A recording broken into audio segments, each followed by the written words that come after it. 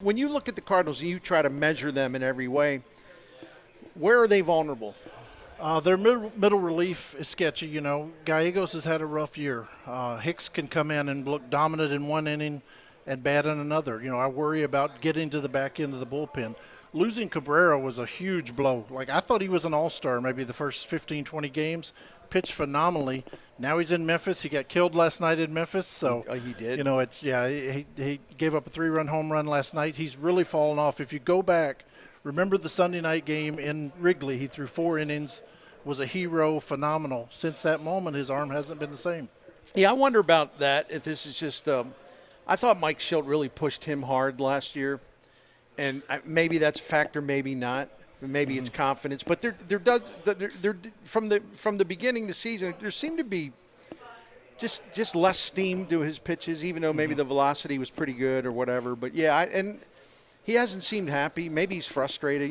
That was that incident on the mound with Ollie, and again, that's everyone put that aside, but still, maybe that was an indication of he just wasn't feeling good about anything. He also had COVID, Bernie. He had COVID, and it really bothered him. He hasn't been the same pitcher since then. He's not as big up top. He's not as muscular, it seems like. He lost a lot of weight.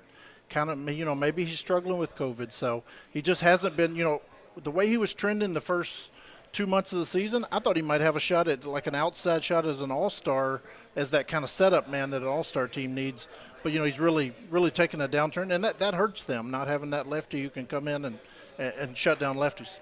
John Denton with us from MLB.com, who covers the Cardinals. What are they going to do with Paul DeJong? Yeah, that's a tough one. That's a tough one. Like, everybody knows what a great guy Paul is, and everybody in that locker room pulls for him. But it's just, something's not there with his swing. Paul's confidence goes up and down. These wild swings. When he came back, it was such a feel-good story, because here's a guy who went to the minor leagues for 2 months. He told me a great line when he was in the minors. He said, look, I had to realize nobody's coming to save me. And he dug his way out of that hole. And he had a great, 10 days. And now he's back in the same spot. So, I wonder if maybe a change of scenery might be best for Paul after this season. Yeah, he's a first-class guy, and I feel for him just as, fellow human being, because he cares deeply.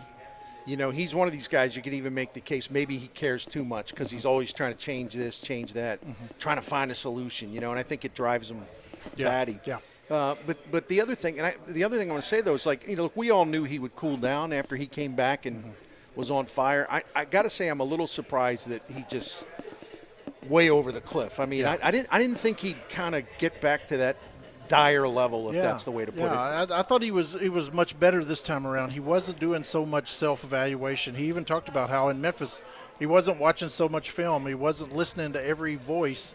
He had blocked a lot of that out. He was simplifying. He was hitting the ball the other way, which they wanted him to do. And you remember the hit against the Yankees. He went the other way.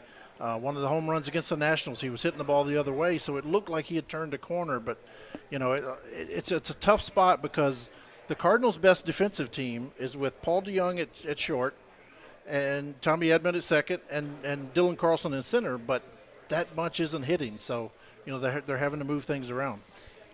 I was when I was doing a few years ago, when I was doing a radio show somewhere else, I think that at the station, probably some listeners too, I was sort of driving them nuts, because I kept talking about Dylan Carlson, who was actually an A-ball. And because I love the fact that they took him and they threw him right in. I mean, there's no babying whatsoever. He played in leagues higher than he should have been in, but they thought he could handle it, and he did.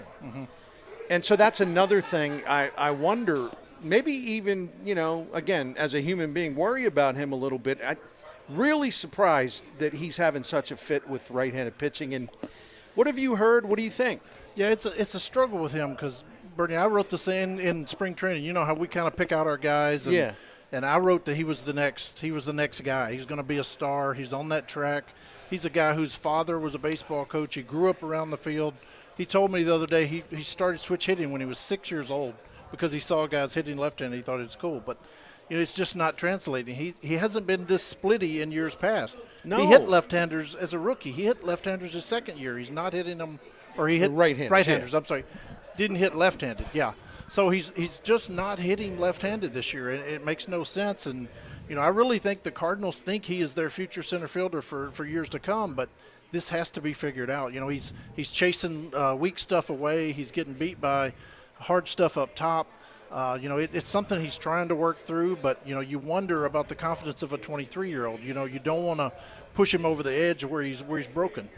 John Denton with us from MLB.com. We're live at Friendly Sports Bar and Grill in South County, Bayless at 55. And, boy, I love talking baseball, and it's really great to talk it with you, John. Yep. This is something because I know you've written about this, and it's something I want to get into soon, maybe writing something for scoops at DannyMac.com and certainly talking about it here. But it hasn't been an easy year for John Mozeliak and the front office. They were really – there's a lot of pressure on them, a lot of criticism. Look, the relievers they signed they all went bust. I mean, it is what it is. Yeah. But this will make some of my listeners sick because they want to blame Mo and Jeff Albert for everything, right? But he's put together a pretty good redemption story himself, exactly. If he needed redemption. Exactly. So tell us about that. How his role in helping to get this team at a much higher level. How much credit does he deserve? That's kind of a set-up question, but you know what I mean. I wrote it a couple weeks ago, Bernie. You I did. think he needs to take a victory lap. Like, we were in Springfield, and we sat with him for like 3 innings. There were people coming up left and right, asking him for pictures, asking him for autographs. Ryan Ludwig, a guy with 154 home runs, was sitting right beside of him. No one recognized Ryan Ludwig. But Mo is a target on social media. He gets killed all the time. And, when Aaron Brooks looked terrible and Verhagen looked terrible and Corey Dickerson wasn't hitting, he was an easy target. But look at where the team is now. He had the foresight to hire Ali Marmol, who is I think he's brilliant. He's brilliant. He has a blind spot here and there. They all do. But I think he's brilliant. He's a 36-year-old guy who embraces, analytics, and he's brilliant, and he stands up for his guys, and he goes out and, goes after those umpires whenever they go after his players. And, and then he goes and gets Jordan Montgomery. A 6'6" left-hander was available at the deadline, and John Mozeliak got him. Like, he doesn't get enough credit for that. Quintana's a guy who's an 11-year veteran who's pitched in playoff games. I really think Mo deserves a victory lap right now. We're not stroking him. I mean, just look at what's happened. I mean, he's stabilized the pitching staff. Corey Dickerson has come around.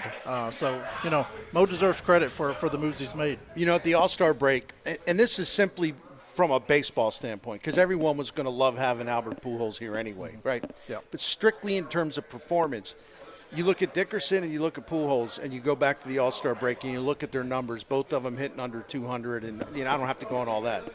Yeah. Not a lot going on, right? Mm-hmm. And at $7.5 million of salary, I mean, that's not a huge amount, but still I know that Mo and everyone else was hoping that, there'd be better results. Mm-hmm. Mm-hmm. Now that $7.5 million's looking like a steal, right? Yes. It's looking like an absolute bargain. Yes. I mean, Corey Dickerson's hitting everything in sight. He had 10 straight hits, He's I think he's got the best average since July. And what Albert's doing, I mean, when I sat with Mo the other day, I said, could you ever have imagined this going this way? And I mean, Bernie, you've been around sports. Like, we've all seen the 40-year-old guy trying to milk one more year and it staggering around center field. I saw Patrick Ewing playing in Orlando, and he was hurt all the time, and he couldn't jump, and he couldn't run anymore. And so many of these reunions just go terribly bad. And, in June when Albert was hitting 138 and didn't have a home run, we're like, oh, my gosh, are they going to have to DFA this guy? Surely that's not going to happen. But it's cool to see the way the fans have embraced him, and he plays off the crowd. And this run is so unique, and I hope Cardinal fans realize that what they're seeing is something special, and it's something unique. You don't see 42-year-old guys doing what Albert Pujols is doing. Since the All-Star break, we're talking about minimum. I think it's 70 plate appearances. I think that's how I put that in there. Yeah. Mm-hmm. The top two batting averages in the majors, Corey Dickerson and Albert Pujols. Who would have guessed that? Right? Who would have guessed that when they were both below 200? I know. It's really something else. And, and it's a reflection of the Cardinals' great offense period. And I was poking around with numbers because I do that probably too much. Mm-hmm.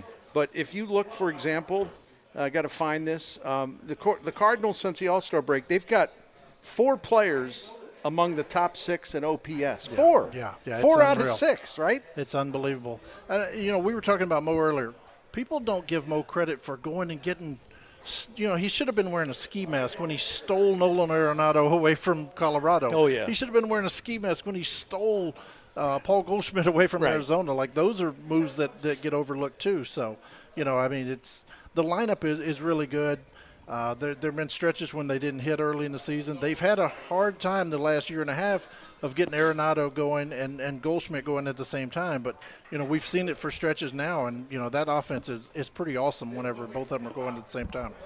And, the other thing, too, I know Randy Flores gets a lot of kudos, as he should, for his job as, basically the draft guy and, player development and all that.